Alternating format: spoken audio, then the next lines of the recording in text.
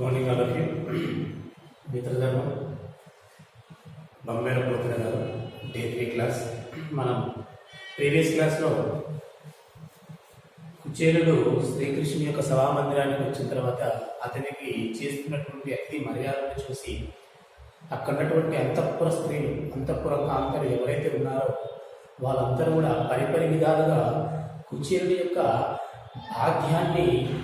భాగ్యం గురించి, తన యొక్క అదృష్టాన్ని గురించి మాట్లాడడం అనేది జరుగుతాం. సో అక్కడ వరకు చూశాను. అంటే ఎంతటి అదృష్టవంతుడో కదా ఈ పేద బ్రాహ్మణుడు. సాక్షాత్ హరి స్వరూపుడైనటువంటి శ్రీకృష్ణుని చేత సపర్యలు చేయించుకుంటున్నాడు. మునులకు ఋషులకు సైతం కూడా దక్కనటువంటి ఇంతటి శివభాగ్యాన్ని చేయించుకుంటున్నాడు కదా అనేసి అంతఃపుర స్త్రీలు అనుకుంటా ఉన్నారు. ఇంకా ఏమంటున్నది, శ్రీకృష్ణుడు కుచేలుడిని సాధారణంగా ఆహ్వానించిన తర్వాత మరి ఏమంటున్నాడో చూద్దాం సార్. మరి ఆ మురసంహరుడు అంటే మురాసురుడు అనేటువంటి రాక్షసుడిని చంపినటువంటి వాడు ఎవడిక్కడ? శ్రీకృష్ణుడు. అతను ఆ కుచేలుని యొక్క హస్తాన్ని ఆ చేతిని తన చేతితోటి తీసుకొని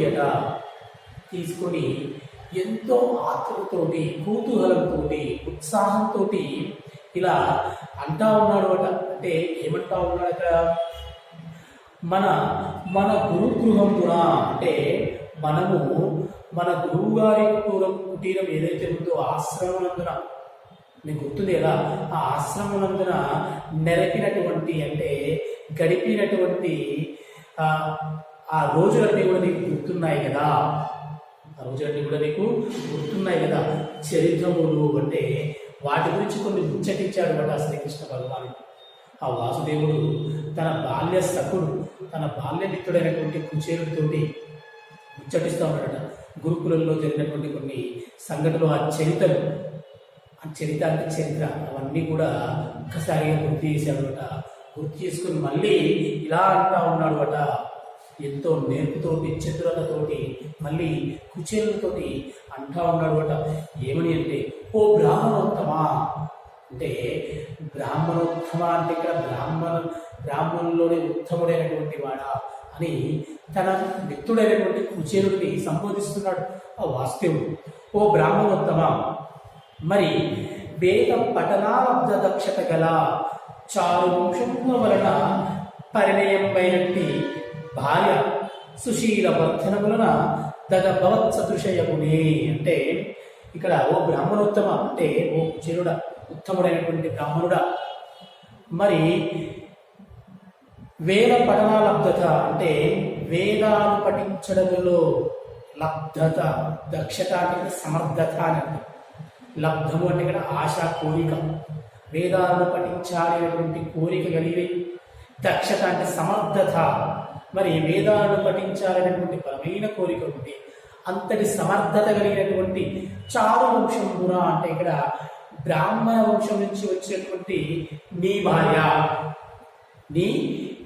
బ్రాహ్మణ వంశం నుంచి వచ్చినటువంటి నీ భార్య సుశీల వర్ధనము, అంటే మంచి నడవడికతో, మంచి నడకతో, మంచి ప్రవర్తనతో నీకు తగినట్టుగానే ఉందా? నీకు అనుగుణంగానే ప్రవర్తిస్తుందా? నీకు అనుగుణంగానే నీ భార్య ప్రవర్తిస్తుందా? తగిన విధంగా ప్రవర్తిస్తుంది కదా అనేసి అడుగుతూ ఉన్నాడు. అంటే యోగక్షేమాలు తెలుసుకుంటాడు. ఇక్కడ చాలా కాలం తర్వాత కనిపిస్తాం, ఏం చేస్తాం, అన్ని యోగక్షేమాలు అడుగుతాం. ఇక్కడ కూడా అలానే అంటున్నాడు. ఇంకా ఏమంటున్నాడంటే, తన పట్టే ఇంకా ఆలోచిస్తూ ఉంటే, గృహక్షేత్ర ధనధార పుత్రాదులందు, అంటే గృహము, క్షేత్రము అంటే పొలము, ధనము, ధార అంటే భార్య, అంటే ఇత్యాది సంసారానికి సంబంధించినటువంటి ఏవైతే ఉన్నాయో వీటి అందు నీ చిత్తపు చెందకుండా తోచుచున్నది. అంటే చిత్తము అంటే మనస్సు, అంటే గృహము, అదేవిధంగా ధనము, భార్య, ఇళ్ళు, సో పొలాలు, భూములు, ఇలాంటి వాటి మీద నీ మనసు లగ్నం కాకుండా ఉన్నది. నిన్ను చూస్తుంటే నాకు అలానే అనిపిస్తుంది. అంటే వాటి మీద నీ మనసు ధ్యాస లేదు. అటువంటి తుచ్చమైనటువంటి వాటి మీద నీ కోరిక లేనట్టుగానే నాకు అనిపిస్తా ఉన్నది. మరి ఏమంటాడంటే, నేను తుది లోక సంగ్రహమున కర్మాచరణము చేయిస్తున్నాను. అంటే నేను అంటే భగవాన్ అంటే శ్రీకృష్ణుడైనటువంటి నేను కర్మానుసారణ అంటే ఈ లోకాలను రక్షించడం కోసం నా కర్మను నేను నిర్వర్తిస్తున్నాను. ఈ లోకాన్ని రక్షించడం కోసము నా పనిని, నా కర్మలను నేను చేస్తూ ఉన్నాను. కానీ కొందరు ఉత్తములు భూమిని అంటే ఈ ప్రపంచములో కొందరు మంచి వాళ్ళు, ఉత్తములు ఇలాంటి వాళ్ళు నాకు మాదిరిగానే కామ మోహితులుగాక అర్థయ్యాయి. అంటే కోరికలకు తగులుకోకుండా, అంటే కోరికలను వాళ్ళ మనసునందు నిలుపుకోకుండా, కోరికల వెంట అంటే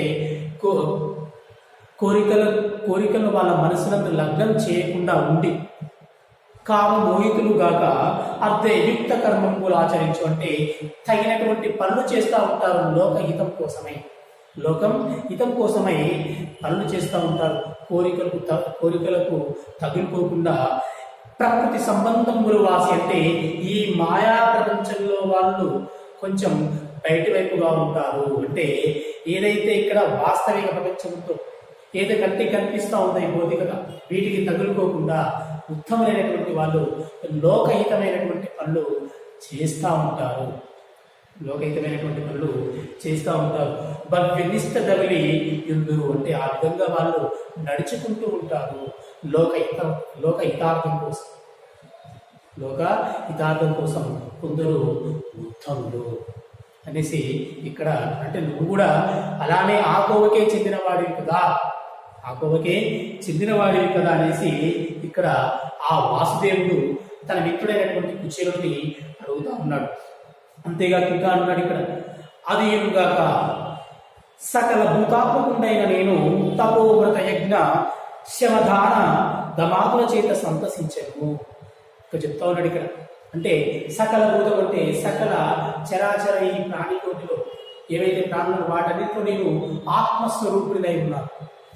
వాటన్నింటిలో ఆత్మస్వరూపిడిలాగా వాటి ఆత్మని స్వరూపుడిలా ఉన్నటువంటి నేను తపస్సు చేత కావచ్చు, అదేవిధంగా వ్రతము చేత కావచ్చు, యజ్ఞయాగాదాలు చేయడం వల్ల కావచ్చు, దానాలు చేయడం వల్ల కావచ్చు, శమము అంటే మనస్సునందు ఇంద్రియాలను నిగ్రహించుకోవడం. ఇంద్రియాలంటే లోభ మోహ మద కామ మాత్సర్యం. లోభము, మోహము, కాము, మదము, మాత్సర్యం. సో ఇటువంటివి అన్నట్టు అంటే కోరికలు, అదేవిధంగా ధనం అంటే గర్వము, పిసినారితనం, మాత్సర్యం అంటే అహము, జలస్, ఈర్ష్య, అసూయ, ఇటువంటివంటి వీటన్నింటి చేత నిగ్రహించుకోవడం అంటే వాటిని ప్రదర్శించకుండా ఉండడం అన్నట్టు. అలా ఉండేటటువంటి వారి పట్ల నేను సంతసించనంటే అలా ఉంటే నేను ఎక్కువగా సంతోషపడను. అలా ఉన్న వారి పట్ల అంటే నా కోసం ఎవరైతే యజ్ఞాలు, యాగాలు, దానాలు చేస్తూ ఉంటారు, ఇంద్రియాలు నిగ్రహించుకొని ఉంటారు, వాళ్ళ పట్ల కూడా నేను ఎక్కువగా సంతసించను, అంతగా వాత్సల్యాన్ని నేను ఎక్కువగా చూపించను. కానీ మరి వేటి పట్ల ఎక్కువగా వాత్సల్యాన్ని చూపిస్తాను, ఎవరి పట్ల ఎక్కువగా భక్తి చూపిస్తాడు అనమాట, కరుణిస్తాడు అనమాట ఈ కరుణామయుడు వాసుదేవుడు. ఎవరి పట్ల అంటే గురు జనముల భక్తి సేవించు వారలా పరిణమితులని చెప్పి. అంటే ఇక్కడ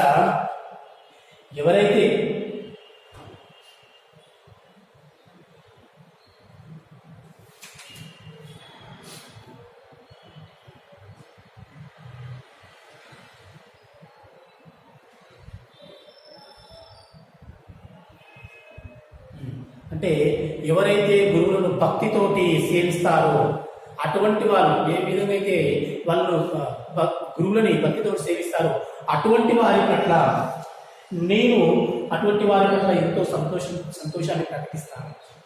ఇలా యజ్ఞయాగాలు, దానాలు చేసేటటువంటి వాళ్ళు, ఇంద్రియ నిగ్రహాన్ని కలిగి ఉండేటటువంటి వాళ్ళు, ఆ విధంగా ఆచరించేటటువంటి వాళ్ళ పట్ల ఎక్కువగా సంతోషాన్ని చూపించారు. గురువుల పట్ల పరమభక్తి శ్రద్ధలు ఎవరైతే కనిపిస్తారో అటువంటి వారి పట్ల నేను ఖచ్చితంగా అటువంటి గురువుని సేవించేటువంటి వారి పట్ల నేను సంతోషిస్తాను అని చెబుతూ ఇలా అంటా ఉన్నాడు. ఏమంటున్నాడు అంటే తన అంటే కుచేలుడు శ్రీకృష్ణుడు గురుకులంలో సాందీపని మహర్షి గురువు ఎవరిక్కడ సాందీపని శ్రీకృష్ణుడి యొక్క గురువు కుచేలుడి యొక్క సాందీపుడు.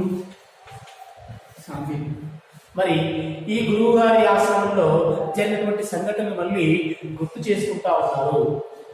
గురుమందిరంలో ఉన్న ఒక రాజు గురుమందిరంలో మనం ఉన్నప్పుడు ఆ గురు పత్ని అంటే సాందీపని మహర్షి యొక్క భార్య మన దగ్గరికి వచ్చింది కదా.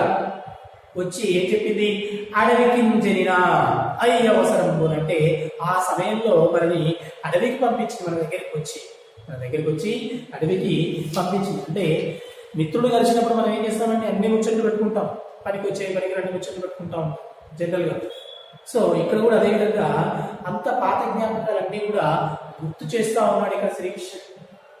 అంటే కుచేలుడు చేయొచ్చు, కానీ కుచేలుడు తన మనసులో కోరికతో వచ్చాడు అక్కడికి, తన అవసరాల కోసం తన భార్య పంపిస్తే అక్కడికి, తన దారిద్ర్యాన్ని పోగొట్టుకోవడం కోసం. సో అందుకని ఎక్కువగా చదువుగా మాట్లాడలేకపోతున్నాడు. ఎందుకంటే శ్రీకృష్ణుడు వాసుదేవుడు, భగవానుడు, సకల సంపదలు ఉన్నటువంటి వాడు. అందుకని అంతటి గొప్పవాడు చదువు చేసుకుని మాట్లాడుతున్నాడు ఇక్కడ, అతనికి ఏమాత్రం ఇబ్బంది కలగకుండా. ఎందుకంటే అక్కడ ఇబ్బంది పడుతున్నాడు మాట్లాడడానికి, కలవడానికి. సో మరి ఇతనే చదువు చేసుకొని మాట్లాడుతున్నాడు, అన్ని గుర్తు చేస్తా ఉన్నాడు ఇక్కడ. మరి ఆ గురుపత్ని మరి అడవికి పంపించినప్పుడు మరి ఆ సమయంలో ఏం జరిగింది అంటే ఆ అడవికి వెళ్ళినప్పుడు భీకరమైనటువంటి వర్షము మరి ఆ సమయంలో బయలు ప్రాంతంలో అంటే పెద్ద మైదానం ప్రాంతంలో ఆ ప్రాంతం అంతా కూడా మిర్రలు పల్లవులు అంటే ఎత్తు పల్లాలతోటి నీటితోటి నిండిపోయింది అట. ఎక్కడ ఎత్తు ఉంది, ఎక్కడ లోతు ఉంది అనేది తెలియరాకుండా అలా భీకరమైన గాలులతోటి భీకరమైనటువంటి వర్షము వస్తా ఉంది అట. అప్పుడు ఈ ఇరువురు కూడా కుచేలుడు శ్రీకృష్ణుడు ఇద్దరు కూడా ఆ చలికి వణుకుతూ నండలు చేతులు నూతగా కొని నడుచుచూ నుండునంత ఒకరి చేతిలో ఒకరు పట్టుకుని ఆ అడవి మార్గంలో అలా ముందుకి నడుచుకుంటూ పోతూనే ఉన్నారట. మరి బిసగిస నెప్పుడు నుడగక విసరడి బలి చేత పడకు విడువక మనం బసచెడి మార్గము గానక మసలితివి అంతటను అంశుమంతుడు పొడిచాను. మరి శ్రీకృష్ణ చెప్తా ఉన్నాడు, ఆ విధంగా మనము ఒకరి చేతిలో ఒకరు విడవకుండా అలా పోతూ ఉన్నప్పుడు బిసగిసనంటే వేగంగా, ఇక్కడ వేగంగా, ఎప్పుడు నుడగక అంటే ఎడతెరిపి లేకుండా వలి అంటే చలి చేత, మరి ఎడతెరిపి లేకుండా చల్లగాళ్ళు వస్తూ ఉన్నాయట. ఆ విధంగా వీళ్ళ చలికి వణుకుతూనే ఉన్నారట. ఆ వర్షం కూడా అలానే విడవకుండా వస్తూ ఉందట. అటువంటి సమయంలో బస చెడి అంటే మర్చిపోయారు దారి, అంటే వికాసం కోల్పోయారు. బస అంటే ఇక్కడ వికాసం. ఆ చలికి వణుకుతూ వాళ్ళిద్దరు కూడా ఆ ఆలోచించే తెలివిని కోల్పోయారు. మరి తికమక అయిపోయారు అట.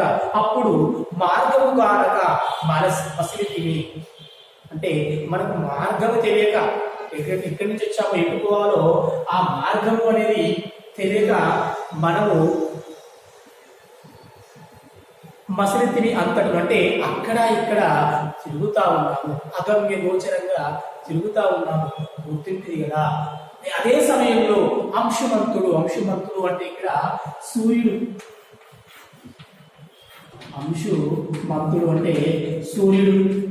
అంశుమంతుడు పొడిచేడు అంటే సూర్య భగవానుడు అంటే తెల్లవారిపోయింది. అలా సాయంత్రం పోయాము, అక్కడే అయిపోయింది చీకట్లా, అక్కడే గడిపాము. ఆ లోపే మరి తెల్లవారిపోయింది అంటే సూర్య భగవానుడు ఉదయించాడు. మరి తెల వారిని వేయడం కలకలమని పలికి పక్షిగణ వెళ్ళడం అంటే ఆ విధంగా పొద్దు పొడిచింది అట. మరి కలకల అంటే కిలకిలమంటూ పక్షుల రవలి అంటే పక్షుల యొక్క చప్పుళ్ళు వినిపించసాగాయి అట. మిలమిల పొద్దు పొడుకున దళదళమని వెలుగు దిగ్వితానం నిండెన్. దిగ్వితానం అంటే దిక్కులన్నీ. ఒక్కసారిగా ఆ సూర్యోదయంతో పక్షుల కిలకిల రాగాలతోటి సూర్యకిరణాలు అంతా కూడా అన్ని దిక్కుల వైపు వ్యాపించాయట. ధనధనమైనటువంటి అలా ప్రకాశవంతంగా సూర్యకిరణాలు మెరిసిపోయాయట. లోకమంతా కూడా వెలుతురు నిండుకు వచ్చింది అట. ఇక్కడ మనకి ఇందాక చెప్పినటువంటిది ఇప్పుడు చెప్పినటువంటి 2 పద్యాలు ఏవైతున్నాయో అందులో మనకి శబ్దాలంకారాలు బాగా కనిపిస్తాయి. శబ్దాలంకారంలో వృద్ధానుప్రాస అలంకారం అనేది ఎక్కువగా కనిపిస్తాం. ఎందుకంటే మనకు పోతన గారు అలంకారాలు శబ్దాలంకారాలకు పెద్దపీడ వేశారు తన కావ్యాల్లో ఎక్కువ. అందుకని బిసనే కూడా చూడగలక. నెక్స్ట్ ఇక్కడ తెల తెల వారడి వేయడం, గలకలమని పనికి ఇలా మనకి ఎక్కువగా మిలవిలం. సో ఇలా మనకి శబ్దాలంకారాలు ఎక్కువగా కనిపిస్తూ ఉంటాయి. మరి దిక్కుల నిండా సూర్య భగవానుడు వ్యాపించాడు అట. తెల్లవారిపోయింది అట. అప్పుడు ఆ సమయంలో సాందీపని అంటే తన గురువుగారైనటువంటి వాళ్ళ గురువుగారైనటువంటి సాందీపని మహర్షి చొప్పరైచు వచ్చి అంటే ఒక్కసారిగా వెతుక్కుంటూ వచ్చాడట. ఎందుకంటే గురుకులంలో ఇచ్చినటువంటి పిల్లలు మరి రేపన్నాడు బాధ్యత అతనిదే కదా ఏమైనా కూడా. సో మన దగ్గర వాళ్ళని వెతుక్కుంటూ వచ్చాడు అట. మరి వీళ్ళని చూచాడు అట. వీళ్ళని చూచాడు అట. వాన సోకులను బలి తెప్పిలుటల గంటేదం అంటే వాన తాగిడికి ఆ చలి తాగిడికి వీళ్ళు తప్పించుకొని ఒక దగ్గర ఉన్నారు అనండి. ఒక దగ్గర కూర్చున్నారు. అది చూసి అమ్మయ్య అనుకున్నాడు అట. అది చూసి ఒక్కసారిగా అమ్మయ్య అనుకుంటూ ఉన్నాడు అట. అంటే అదే సమయంలో ఖేదం ముప్పతిలం బలికేనకట. అంటే ఒక్కసారి విచారం కూడా. ఖేదము అంటే ఇక్కడ విచారం చెందాడు అట. అంటే ఎంతటి కష్టం వచ్చిందో కదా ఈ బాలకులకి ఎంతటి కష్టం వచ్చిందో కదా అని ఇలా పలికాడు అట. ఓ వటులారా, ఓ వటులారా. వటులారా అంటే బ్రహ్మచారులారా.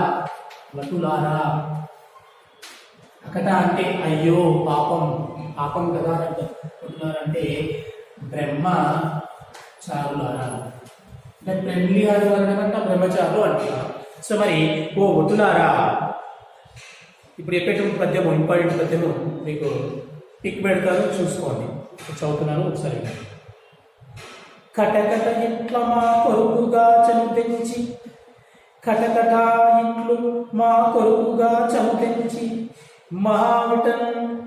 మహాటవిన్ సముద్గట పరిపీడ నొందితిరి.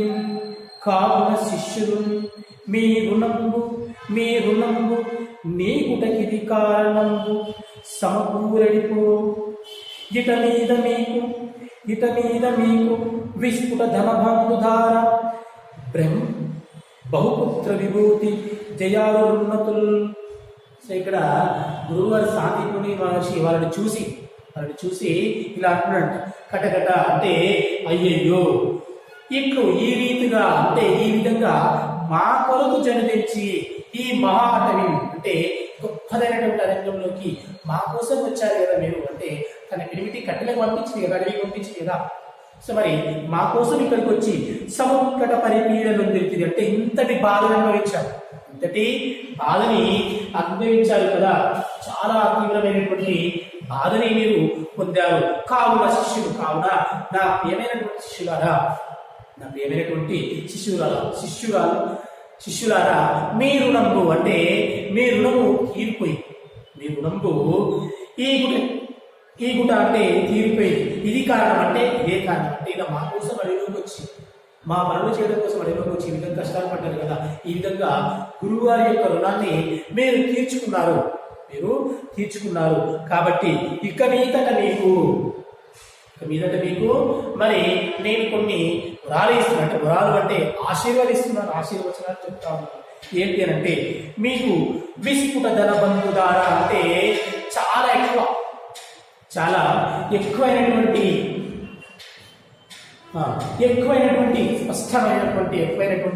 ధనములు, అదేవిధంగా బంధువులు, దార అంటే భార్యలు, అదేవిధంగా బహుపుత్ర అంటే అనేక మంది పిల్లలు, విభూతి అంటే ఇక్కడ దీర్ఘాయుష్, విభూతి అంటే సంపదలు అంటే ధనము, సంపదలు, అదేవిధంగా బంధువులు, భార్యలు, పిల్లలు ఇవన్నీ కూడా మీకు మిక్కిలి ఖచ్చితంగా కలుగుగాక. మీకన్నింటిలో జయము అవుగాక.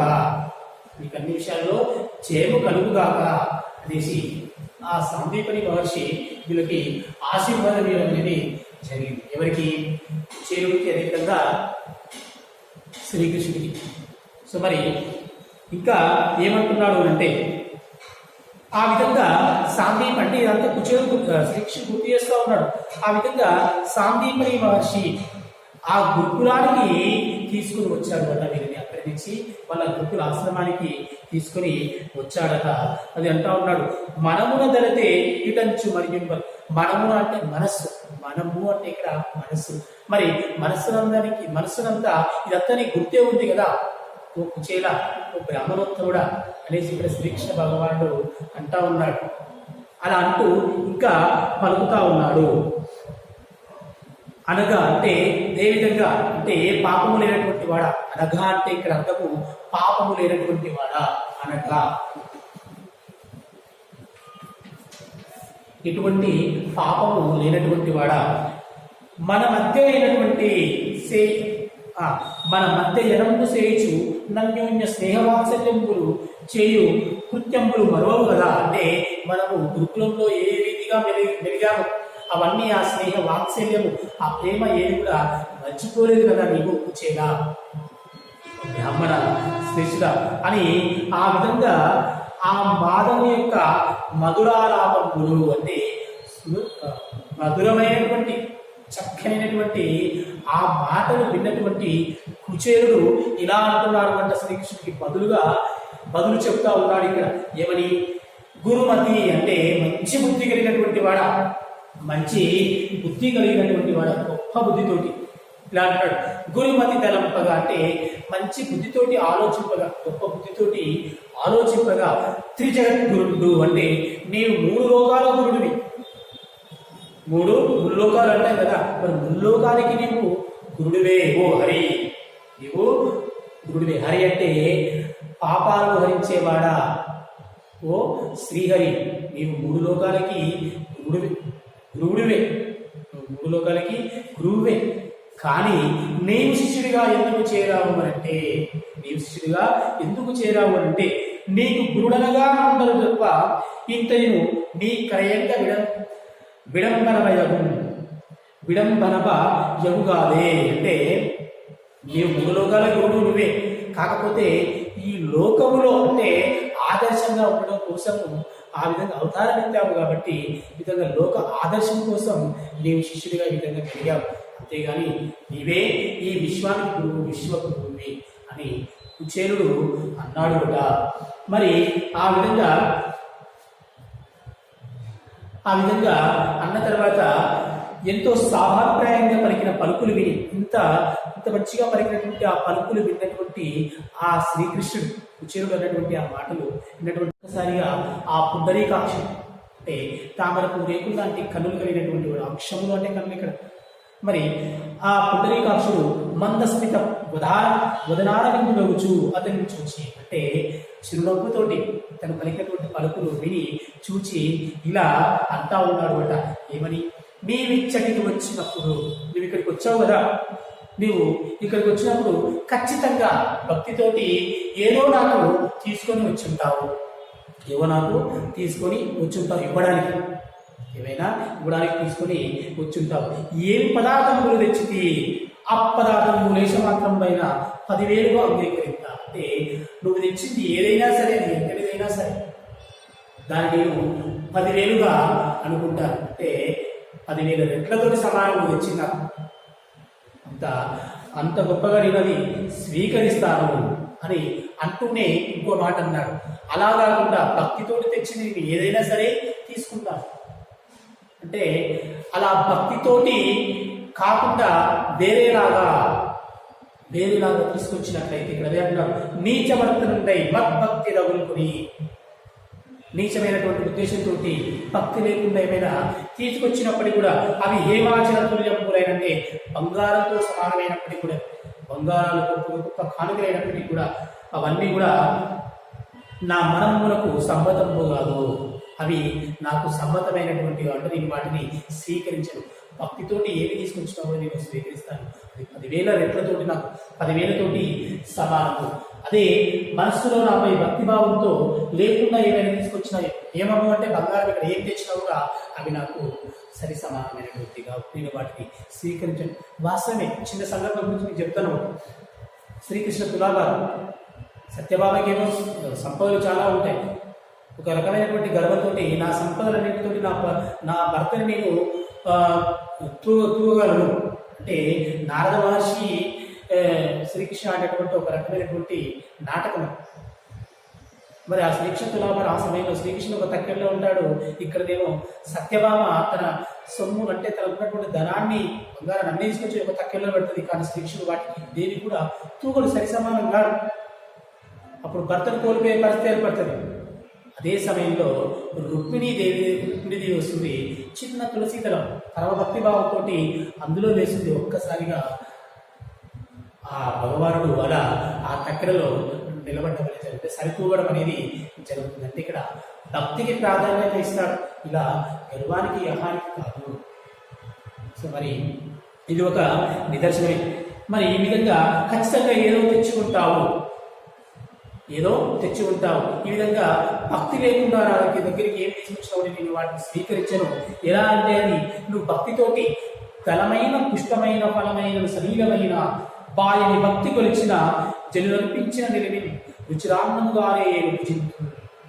నేను భక్తితోటి నువ్వు ధనము తీసుకొచ్చిన ఆకు తీసుకొచ్చిన, పుష్పము తెచ్చిన, ఫలము తెచ్చిన, నీళ్లు తెచ్చి ఇచ్చిన వాటిని నేను రుచికరమైనటువంటి పదార్థాలలాగానే పంచపక్ష ప్రమాణాలలాగానే స్వీకరిస్తాను, భజిస్తాను, వాటిని తింటాను. నేను బాహ్య భక్తి అంటే వదలలేనటువంటి అమితమైనటువంటి ప్రేమతో తీసుకొచ్చినప్పుడు ఇక్కడ అదే చెప్తున్నాడు. ఆ విధంగా చెప్పేసరికి అని పద్మోదరుడు ఆయన వినియోగుల ఆత్మనలని విప్రుండు దాదొచ్చిన ఎలుకలు తగ నర్పింపను నేరగా భూము వాంచి పలుకపై ఉన్నాను. మరి ఆ విధంగా ఎప్పుడైతే శ్రీకృష్ణ అలా చెప్తా ఉన్నాడో ఇదంతా వింటున్నాడో ఆ విప్రుడు అంటే బ్రాహ్మణుడు. ఎవరా బ్రాహ్మణుడు? ఇక్కడ కుచేరుడు. ఇదంతా కూడా వింటా ఉన్నాడు. పద్మోదరుడు అంటే పద్మము నాభి పద్మోదరుడు. పద్మము ఉదరుడు అంటే నాభి పొట్టయందు పద్మము నాభి ఎందు కలవాడు. ఎవరు ఇక్కడ? శ్రీకృష్ణ, హరి అంటే Mahavishnu nothing but Srikrishna. So మరి ఆ పద్మోదరుడు ఎంతో వినయంతో కూడినటువంటి మాటలు పలుకుతా ఉంటే ఇదంతా ఎంతో చక్కగా వింటా ఉన్నాడు కుచేరుడు. తన్మయంతో మనస్సున నిండైనటువంటి ఆనందాన్ని పెట్టేసుకొని వింటా ఉన్నాడు. కానీ ఏం తీసుకొచ్చావు ఇవ్వు అనంటే ఇక్కడ ఆ మాటలకి తను ఏమనలేక అంటే ఇక్కడ ఆనందం ఎక్కువైపోయింది. ఇంతటి వాత్సల్యాన్ని చూపిస్తున్నాడు శ్రీకృష్ణుడు అనేసి అనుకుని ఆ విప్రుడు తెచ్చినటువంటి అడుగులు అంటే అటుకులు,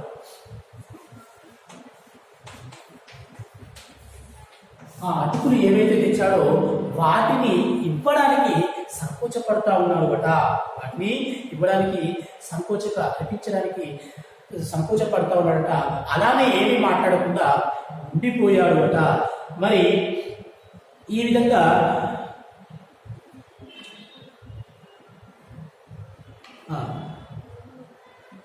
మరి ఇవ్వడానికి సంకోచపడుతున్నాడంట. మరి ఆ తర్వాత శ్రీకృష్ణుడు ఏం చేశాడో మరి ఒకసారి నెక్స్ట్ క్లాస్లో చూద్దాం. Thank you.